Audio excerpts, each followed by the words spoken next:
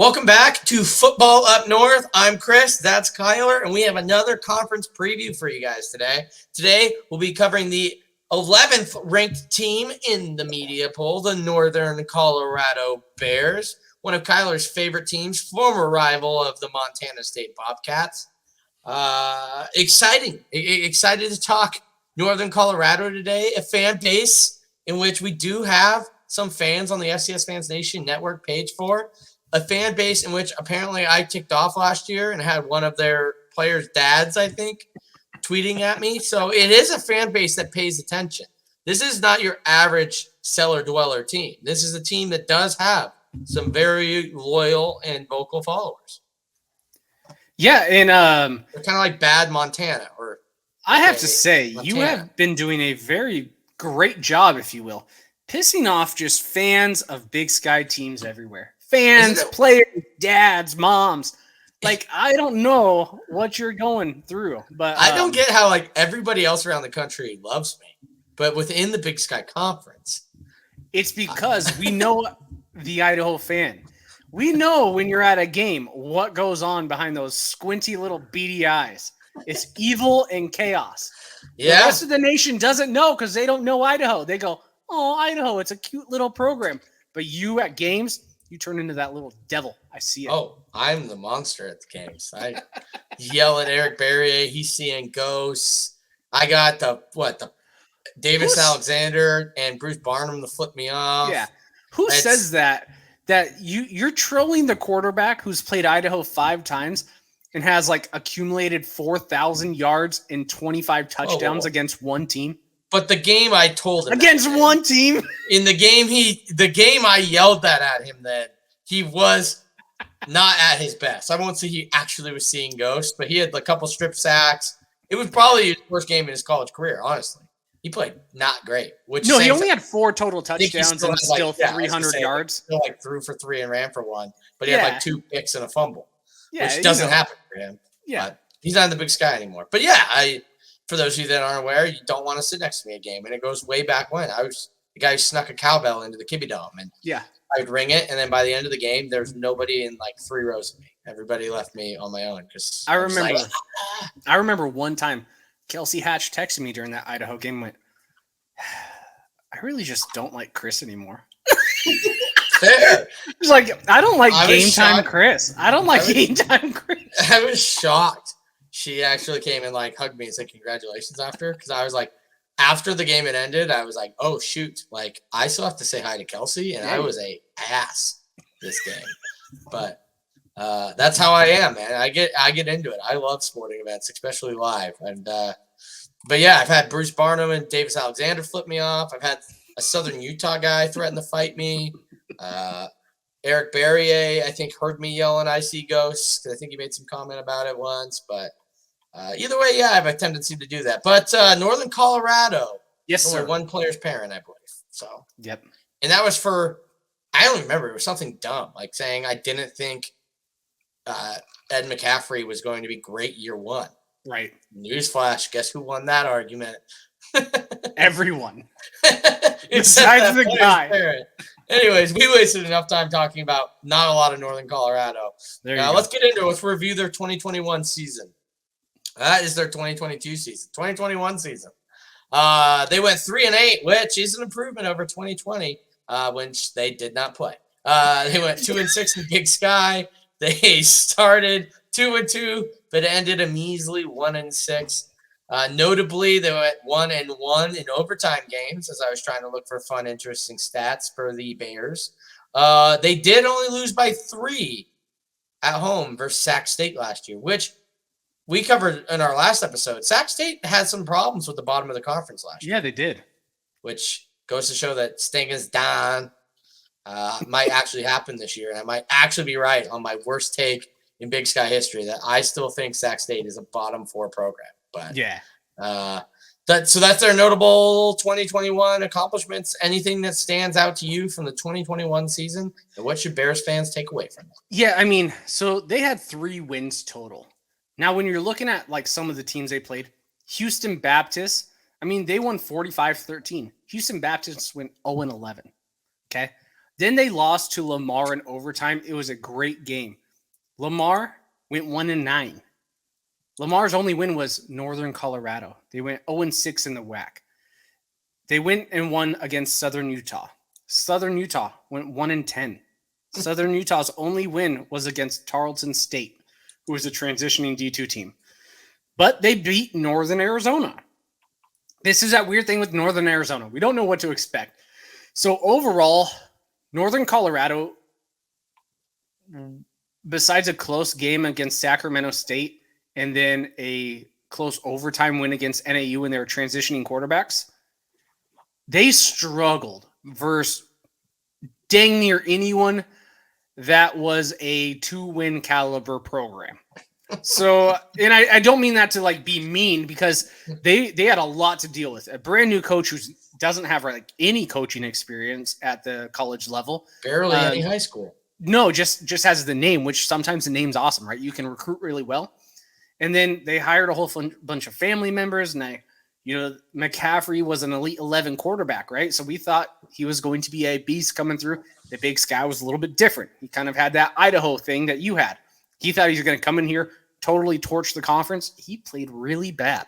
So I don't know what to expect from Northern Colorado, but the only thing I can say is last year versus the decent to good teams, Montana State, Eastern Washington, UC Davis, Weber State, Montana, everyone but Sac State, they got boat raced, and it wasn't competitive. Besides Sac State, which is really weird, and maybe that's why none of us have faith in Sac State, but that's a different conversation. We're talking about Northern Colorado. 2021, put it behind your rearview mirror. Don't look back, just like what we said about Idaho State last season. Don't look back at the 2021 season. Look ahead.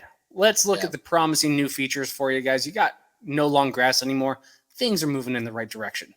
Yeah, I to put a takeaway behind it, I will say that though most Northern Colorado fans expected more from the team year one, I will say that I think the rest of the Big Sky was slightly impressed by the 3-8 record.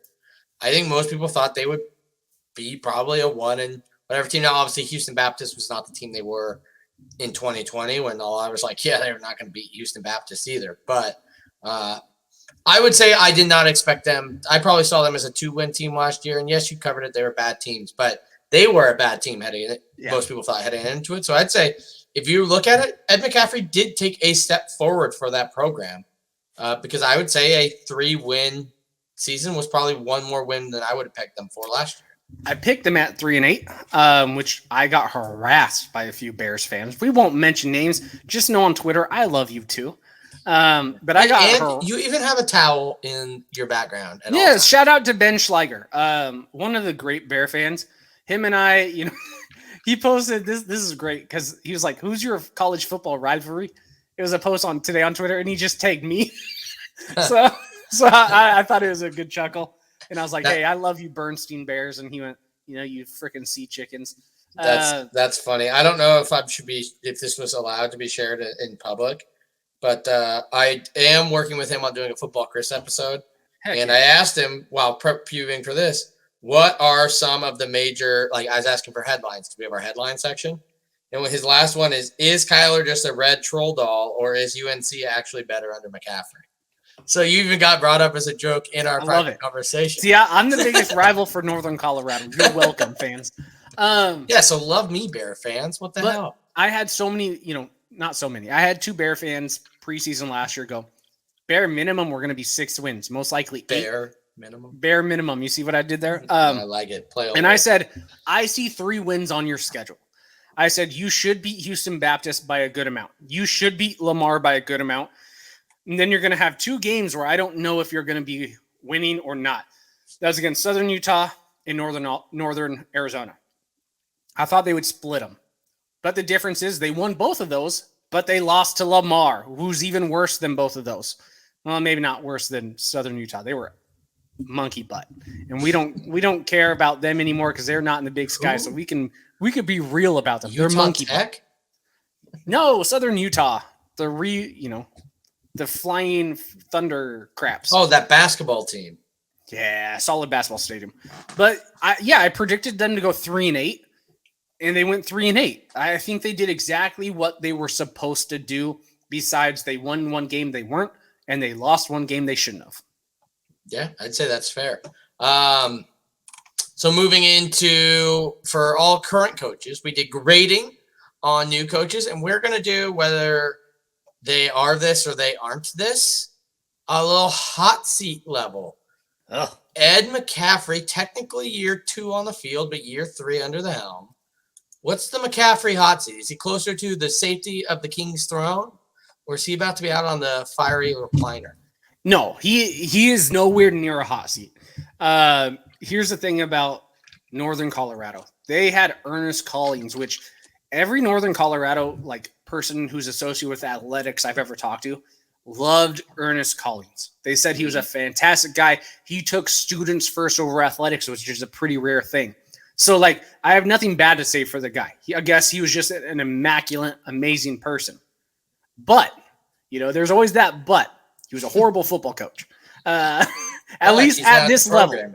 At least with the program. So, he averaged 2 wins a year in the conference for 9 straight seasons. He had 2 good seasons where the program went 6-5. Not winning seasons in the Big Sky, but they went 6-5 overall because of a few OOC games. I think they went 4-4. So I mean, he's not in the hot seat. They need to have 0 wins for 3 years before he's in the hot seat. What Ed McCaffery's doing is he's at least bringing notoriety. It may not be positive. Mm-hmm. If you're bringing storylines, all publicity is good publicity, even if it's really bad publicity. That's the saying, yeah. Yeah, so I think we're no matter what, we're going to give him another 3 years before he's on any type of seat, if it's positive or negative. Right now, he's there. He's the football coach. He's not going anywhere, and we just need to ride this thing out. Yeah, my take, I agree with you. I don't think year 1, like I said, I think it's actually a step forward. The offseason was rough with possible scandal, people transferring left and right, whatever. There's a Football Chris episode on it with Jaden Watson, the true Greeley Tribune beat reporter that covers it. So if you want to know more about that, you can watch that. But I think all in all, nothing seems to be found from that. And though they lost a lot of players out, we'll cover here shortly, they also got a lot of players in and some solid ones. So I think you're right. I think McCaffery brings a name to them, especially we'll see here at the quarterback position where he now has 2 Elite 11 quarterbacks on his roster. Now, whether they are Elite 11 actually is to be debated, but the fact of the matter is nowhere else in the FCS does anyone even have, I think, a single former Elite 11 quarterback, let alone 2. No. So you had, North Dakota State had one with Quincy Patterson last year.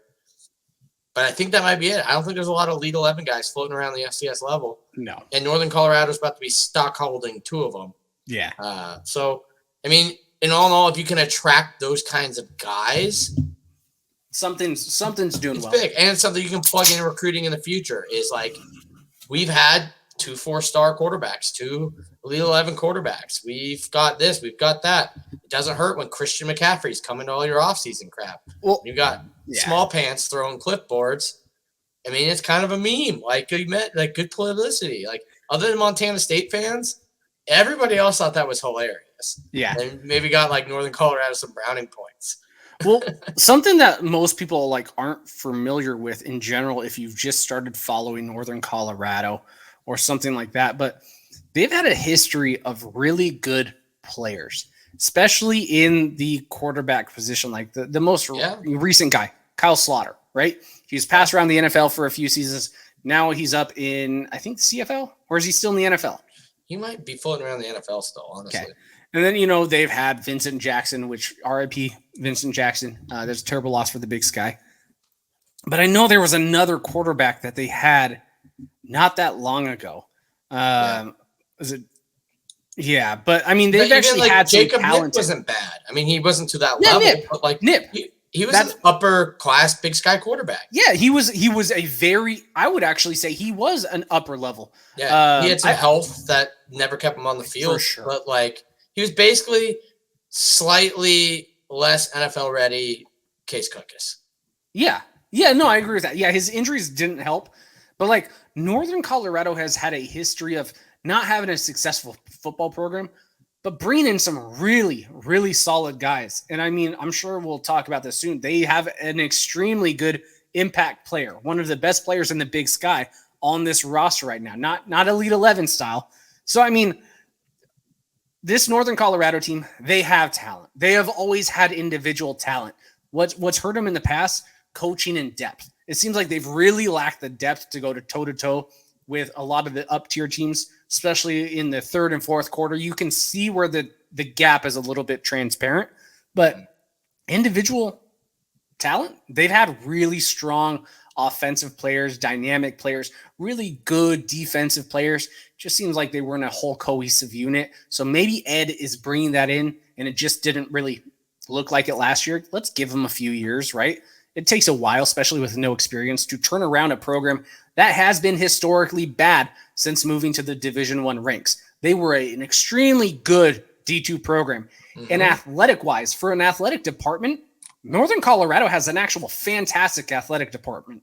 I would say it's underrated in terms of grand schemes in the Big Sky. It's just shadowed by this giant thunderstorm of a cloud that is AKA the football team being trash. They just played in the conference championship game for men's basketball. Yeah, and their wrestling program is good. They have top 25 guys out of wrestling Big 12. They have really good volleyball, I believe. They have really good soccer, volleyball, basketball. Yeah, they are a solid athletic department. So hopefully they can figure it out. 100% agree. I think it's one of those programs that maybe unrightfully so. When we talk about like shrinking the Big Sky, is usually on most people's short list because football is what most people look at, and unfortunately they have just not been competitive on the football field. But you're right, it is an athletic department that, given a little TLC, could flourish. And you were right, Kyle Slaughter is still kicking around the NFL. He's in the Jacksonville Jaguars. So yeah, and yes, you just mentioned, everyone picks them when we're talking about Big Sky reduction. There are definitely other programs around the Big Sky that I would prefer Northern Colorado's athletic department over them. The reason why I pick on Northern Colorado is because one of two things. They're still the newest program in the Big Sky outside of the California, UC Davis and Cal Poly, right? They are still a new Big Sky team. They're kind of not close to anyone. And it's, the football team hurts a little bit, but it's more so they were not I don't know. I didn't follow them in college. I have just a little bit of feelers for teams that I knew well in college because we had a 9-team conference and it was perfect. And then I have a little bit of a love spot for Idaho because I actually knew who they were when I was in high school. We had a couple players from my school go there, so I knew what Idaho was at the FBS level. That's the only reason why I pick on Northern Colorado. I would actually love it if they turned it around and their football department operated like the rest of their athletic department, which is phenomenal. Yeah, maybe this is the turn game. Hell, they're able to sign Ed McCaffery. So I don't know what his deal is, but they've got to have some money to. They're not overly poor. No, like there's poorer schools in the Big Sky for sure. Yeah. So big story in the offseason was transfers out. I'm going to start with that before we do transfers in. Offensive lineman Lucas Lavin, Chattanooga. Linebacker Emmanuel Adebayo to Furman. Running back Gene Sledge Jr. to Kennesaw State. Defensive back Aaron Harris to Missouri State. Punter Caleb Brickhouse to NCA&T. Wide receiver Jaron Mitchell to Northwestern State. Kicker Ben Rabin to Mississippi State, which that might have been the guy whose dad was picking on me. So, yeah, that sounds familiar, actually. Yeah, it does. Offensive lineman Kevin Williams Jr., Nebraska. Defensive back Greg Lede, Colorado State. Offensive lineman Grant Steffens, Washington State. Linebacker Jace Bobo to Marshall. Defensive lineman Joe Golden, Oregon State. Offensive lineman Jeremy Sadler to Central Michigan.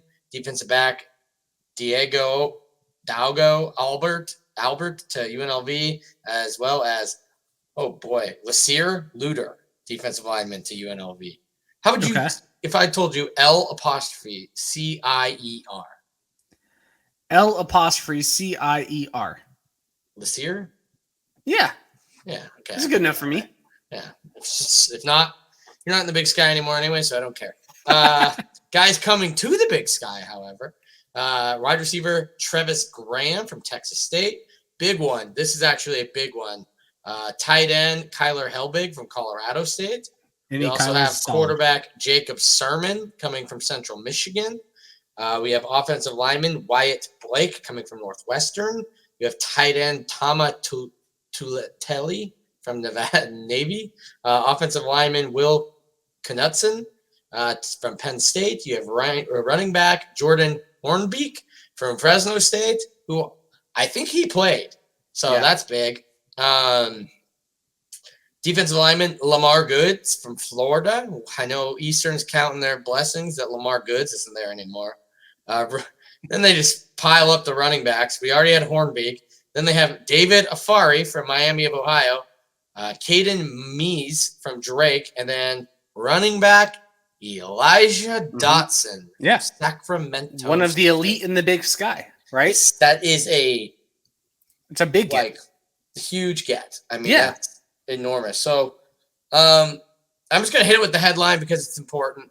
Headlines for these guys were max exodus. Do you think being transfer you in the sense of everybody leaving the program hurt NAU or Northern Colorado, UNC, or do you think the transfer in is going to be more beneficial? I'm indifferent. And the reason why I'm indifferent, and maybe this is a cop-out answer, I see the positives and negatives on both sides of this aspect.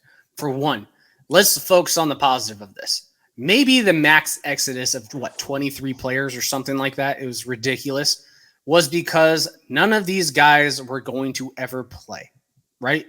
They were on Ernest Collins' roster, which, they had some skill players, but they really lacked depth. And maybe that was more so because of recruiting. Now, all these players went to pretty much the South. I don't know if they were from Southern schools, but I mean, you being in the Sun Belt, you knew the difference when you're recruiting locally versus teams and players who know the surrounding schools versus when you're only recruiting in the South. Some of these games don't matter to them. Actually, probably none of them do. They don't know who Montana is. They don't know who Eastern is. Maybe they heard of us from a few NFL players.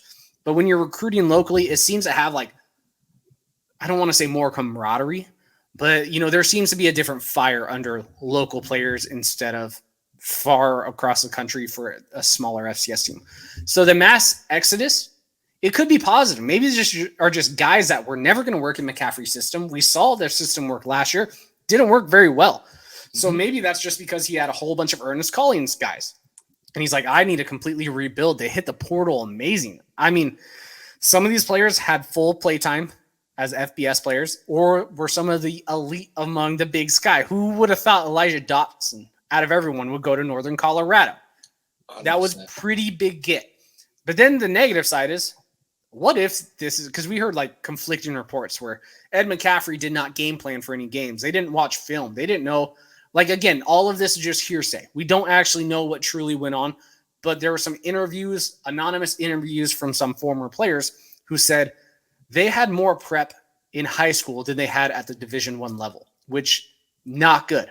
So, I don't know if that's just some players being petty, because I don't want to assume that, but it's either they didn't have faith in the coaching staff, or maybe it was a good thing because maybe those players just weren't going to fit in the current scheme. So I don't know. I'm indifferent. I don't think it's bad, and I don't think it's good. Correct. Like I said, my take on the headline of Transfer U, we'll know whether McCaffery and such, if a lot of those reports were lies or not this year, because third year, technically as a head coach, his third recruiting class, and I'm still leaning that the transfers in were better than the transfers out. And like I said, the punter, kicker is the only name that really rung a bell to me because I think he followed us on Twitter or his dad yelled at me or something. And then Jace Bobo. Yeah. I don't think I recognize any of these other players' names. And you only remember Bobo from doing an Idaho preview where you're like, that's a cool name. No, isn't he? I'm just joking. I was going to say, I think he was a pretty good actual linebacker. Yeah. But, and then I look at the names on the ends list. Helbig is huge. Sermon is huge. And then Hornbeek is big. And then Dotson is big. Yeah.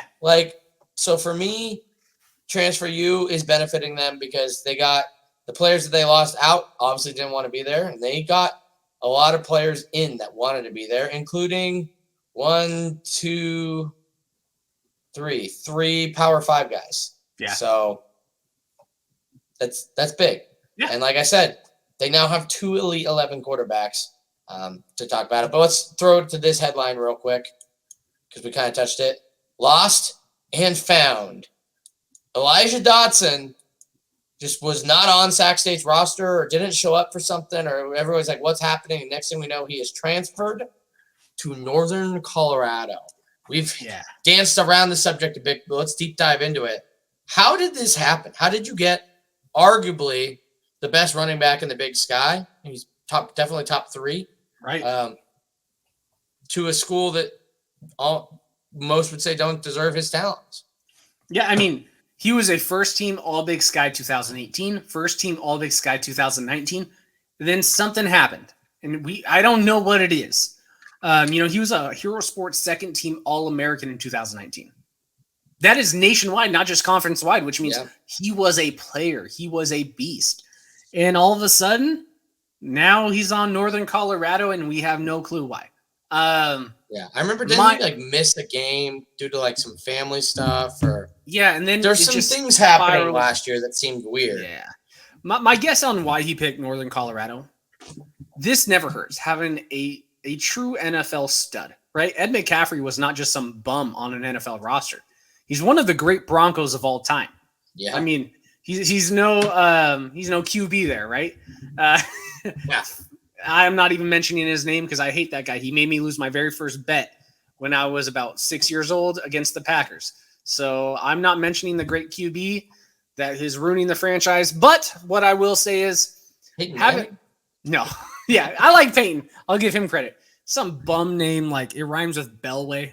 Oh, the baseball player. Yeah, the golfer. So having an NFL guy like McCaffery, you still have ties in the NFL. I don't think it hurts when you have already had somewhat of an NFL caliber career, right? I don't think it's safe. I don't think it's too far-fetched to say Elijah Dotson wasn't on some trajectory to be at least a squad player or an undrafted free agent. He was putting up numbers to where you go, some NFL team is going to look at him. Worst case scenario, maybe a return guy, maybe a practice squad, maybe just backup. We don't know, but he was going to get an opportunity. Now you're going to the program that has the only former NFL superstar that's coaching. In conference, you already know what everyone's about. You already know all the talent level in conference. You know how to run against them. Why not go to a program who's going to rely heavily on you? We saw how they were passing last year. It was pretty brutal. So that program, if he gets the start, is probably going to rely heavily on him. And it's against a coach, or it's for a coach who has tons of NFL ties. Maybe he's going to get looked at a little bit better. I'm not sure. Well, and you got to remember, they bring in Christian McCaffrey every offseason. Yeah. Does it hurt to have a guy like Christian McCaffrey teaching you things, similar size profile? This is the guy that maybe that's what he saw is Sac State moving more and more away from the run.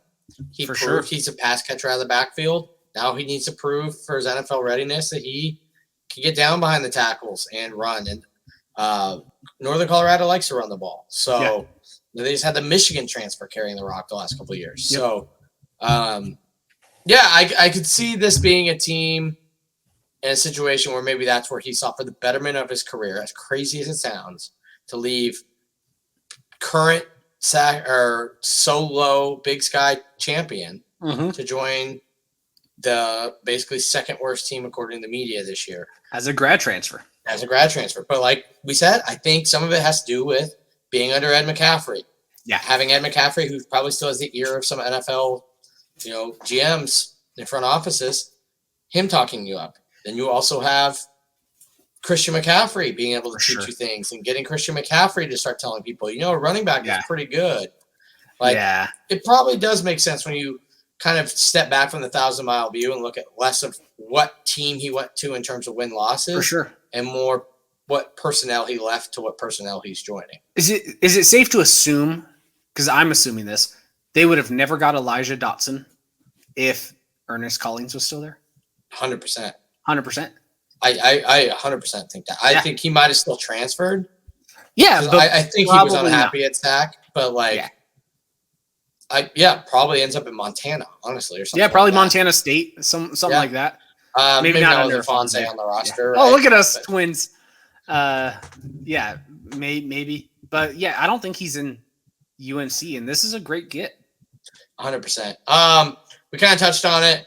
Big tight end out of transferring from Colorado State. Yeah. Colorado State, a G5 that's become notorious for kind of putting some tight ends into the NFL. Mm-hmm. So this is a good get. And then I'm just going to take my last little plug at a player at Jacob Sermon. This is a guy, like I touched on earlier, former Elite 11. He committed to the University of Washington back in 2018. And that was literally one of Chris Peterson's last classes. This is like Peterson personally recruited him. Yeah. And if you're like, oh, well, he's a local kid. He's from, I believe, Bothell. Maybe that's why he went to UW because, whatever. He also had offers from Alabama, Louisville, LSU, Michigan, Nebraska, Washington State. Made to be notoriously, USC, that quarterback factory down there in Southern California, did not offer him. But when you're getting Alabama, Louisville, LSU, Michigan, I'd say you're a pretty dang good quarterback out of high school. Now, he hasn't materialized. Instead of transferring from UW, after everything they've got the Heward kid there now, and that's one of those schools that's constantly recruiting quarterbacks. Transfers to Central Michigan, playing for the Chippewas under in the offensive scheme of former Idaho coach Rob Akey. Decides to transfer out this year. Decides he is going to go to Northern Colorado. He's only a junior. He's super freaking COVID junior. So he's competing, I guess, technically with Dylan McCaffery, who is a grad student this year, former Michigan transfer, for quarterback reps. Mm-hmm. I think McCaffery will get the job because I just can't see Ed benching Dylan. Right. But I think Jacob Sermon is just as good, if not better, than Dylan McCaffery. Yeah. But any other players you want to talk about before we move on? Not on the transfer, but just players in general in Northern Colorado. Yeah, any impact players, By far, we got to mention, I have two that I want to talk about. And actually one whole group that I want to talk about, if that makes sense. But the very first one we have to mention, and I feel bad that we have not even talked about him once on this program yet. The best player in Northern Colorado. Can you guess? Best player on Northern Colorado? Best player right now, and arguably one of the best players in the Big Sky. You're going to be so mad if you miss this. Kyler, we already talked about Elijah Dotson. Oh, okay. Yeah. No, David Hogue. Oh, yeah. Okay. Yeah, that's linebacker. Fair. He's a beast. He's actually going to be probably one of the few players out of the Big Sky that's on draft radars. Legit draft radars. The Big Sky is linebacker heavy. We have no shortage. We have no shortage of linebackers in the Big Sky, and he's among the elite of the elite, right? Was he first team All-American? I think he's first team All-American, and it's rightfully deserved. He's an absolute beast. He's going to be a nightmare for a lot of people. Now, hopefully the surrounding, the DBs, because they were pretty bad. The DLs, they were pretty bad last year. Hopefully they can find a collective and actually act as a unit, because David Hogue is a man. He is a man among boys. So that's my little props for him. But then the other one I really like overall is their wide receiver group in general. But there's a couple dudes. I like Cassidy Woods a lot. So Cassidy Woods last year, so he's based out of Texas, and maybe, that's why I have a little bit of a soft spot. But all of their elite wide receivers are Texas kids. Now, Cassidy Woods, I believe he was a transfer from, was it Washington State? Yes. Okay. So, he was a transfer from Washington State, and he's one of the few down transfers who make an immediate impact. I mean, he had 500 yards, 4 touchdowns, something like that on an offense that only had 5 total touchdowns on the year. They were struggling, but Cassidy Wood was not a guy who struggled. He's a big wide receiver, 6'4", 6'5", something like that. He's got some weight to him. I think he's 220 something around there. I don't have the numbers in front of me, but Cassidy Woods is a guy who is a nightmare matchup at the Big Sky level. DBs are not going to want to go against him. So if he has one of these Elite 11 QBs who shows up this year, I mean, good luck trying to go against Cassidy Woods. You're going to have to double team him, which just means some of his other Texas freshman wide receivers who I think are extremely athletic, like Kalen Woods, Xavier Brown. These are guys who can make potentially an immediate impact as a freshman. They've got speed, but then you already mentioned it, they're tight ends. They have some good tight ends on the roster, some that transferred down. So if their quarterback can figure out a way to get the ball to them, I think they're gonna, have a little bit of promise. I think we'll see them take a step up this year, but I think the schedule does also get a little bit tougher. So we'll have to see when we're predicting these. Another just interesting position group. They have 3 tight end or fullbacks on this roster. Yeah, that's wild to me. Yeah, like we have 0. As I said, I feel like most teams don't. I mean, Idaho did. I think we have 2, but one's a Scully guy. And obviously, he just transferred to Utah, and he was always quasi tight end, anyways. So that stuck out to me a little bit too. But yeah, I think it's a roster that's definitely shaping up to be a lot better. And their D line is pretty big. Right now, not Idaho State fast, but their D line is Idaho State big. Yeah, the D line's pretty big. Yeah, no, definitely. The only question is this roster suited to have any improvements? We covered it in the 2021 season. They finished the year 3-8, 2-6 in the Big Sky. Let's roll through their 2022 season and see if they can get any better. They started off week 1 hosting Houston Baptist, Kyler. I'm going to give them the win over Houston Baptist. They beat them last time, and Houston Baptist is 0% better, in my opinion. Yeah, this is a win for sure. Northern Colorado does not lose to Houston Baptist. All right, we have them at 1-0, headed into week 2, traveling to Laramie, or I guess just slightly up the road to Laramie, Wyoming. So though this is away, and they will have hostile fans, in essence, I think it's only like 2 hours. It's a home game for them. They'll sleep in their own beds, and they'll bust. Do they have a shot against the Cowboys? I'm going no. Well, what I'm going to say is Wyoming has played back-to-back Big Sky teams. Really bad Idaho, really good Montana State.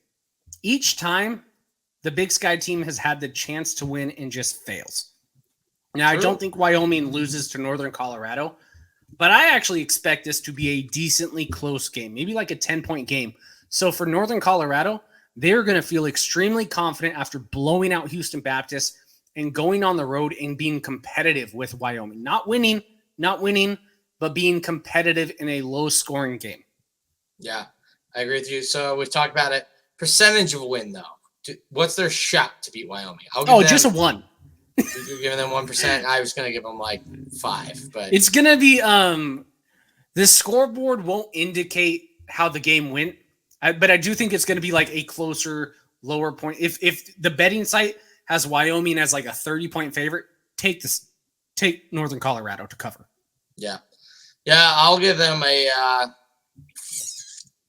5%. I'll stick with it. Then they're traveling to Lamar, who they lost to last year. They did lose to at home. They're returning the away trip. Gets very humid in Lamar being outside of Beaumont. Yeah, you're kind of getting into the bayou. Dead bayou. That is 100% bayou. I don't think they have it just yet. If this was maybe a year down the line, I might be wrong on that. This is going to be a close game, I think. But, yeah, I don't think they beat Lamar for back-to-back road games. Well, I do. Northern Colorado gets it. Love it. You have them at a winning record headed into week 4 against the Idaho State Bengals, the team we just previewed last. Yeah. Here's the deal. I'm going to go first because after looking at like Northern Colorado's roster a little bit more, I think they have a more talented roster than Idaho State.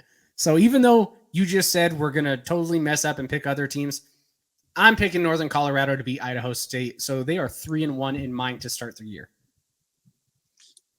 Yeah, all right. So you have them to beat Idaho State. I actually had Idaho State beating them. You actually had Idaho State losing to Central Arkansas, to Northern Colorado. Oh, then I still have Idaho State. So you are correct. It is me who might throw off my integrity. We are only on preview 2. I am going to keep my integrity in whole as long as I can and keeping games picked the same way.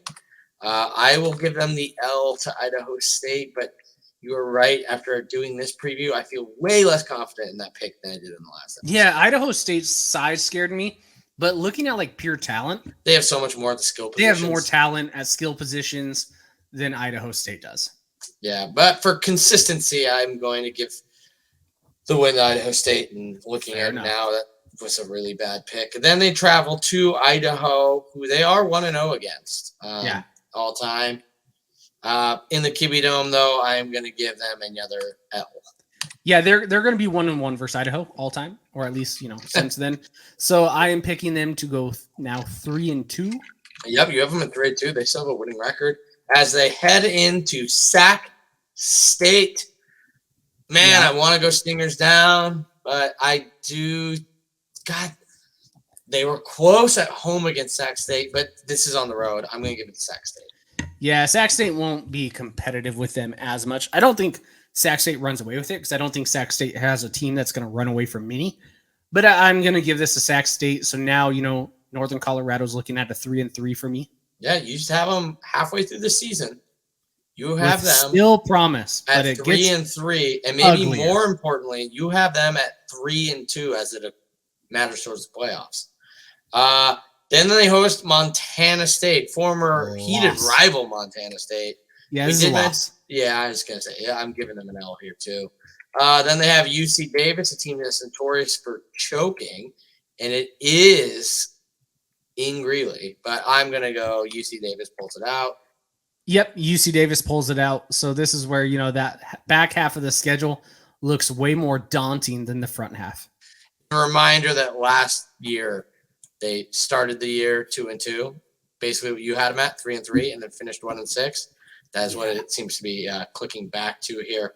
I have them on a 7-game skid. You have them on a 4-game skid as they hit their bye week. They beat the bye. They smashed the bye, just like everybody on YouTube is smashing the like and subscribe button.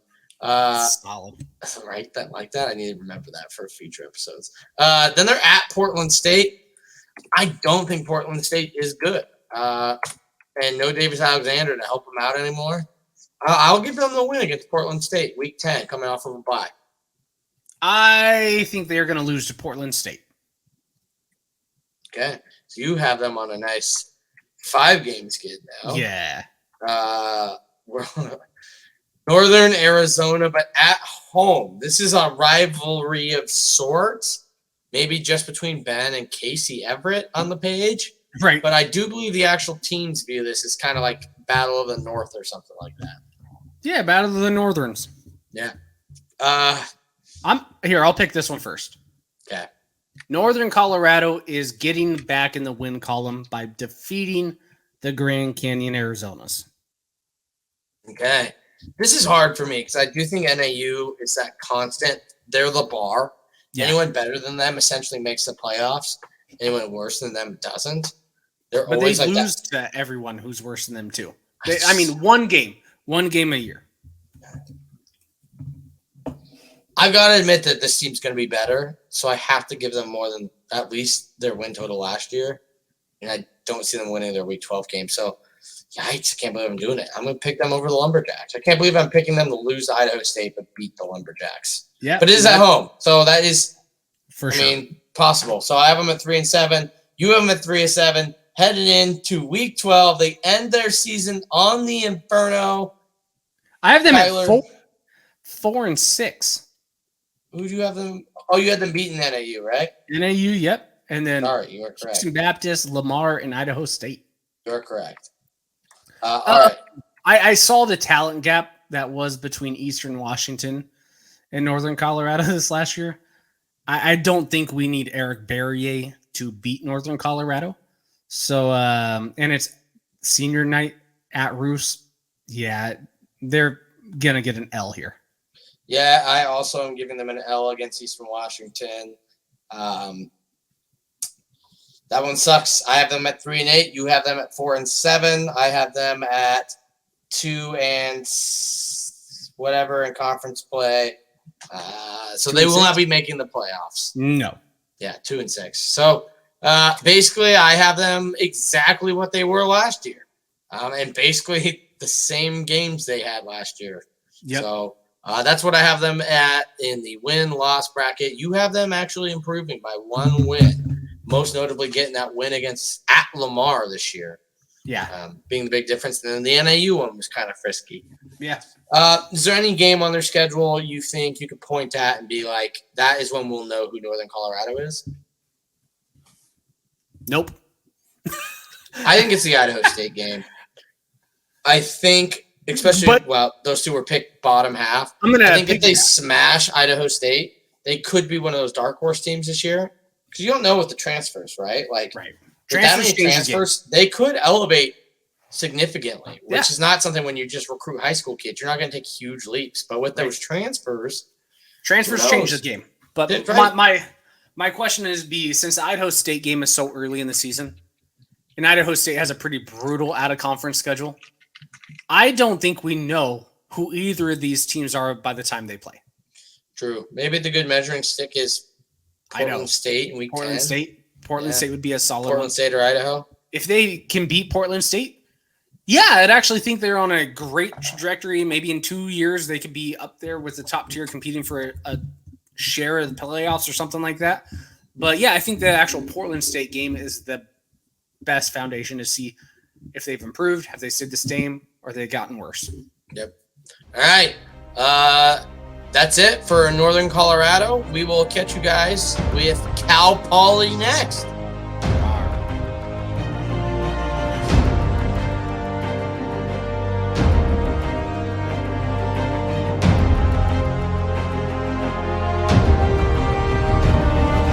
Their O-line's not Idaho State big. Oh, sorry, my dogs. You'll have to edit that out.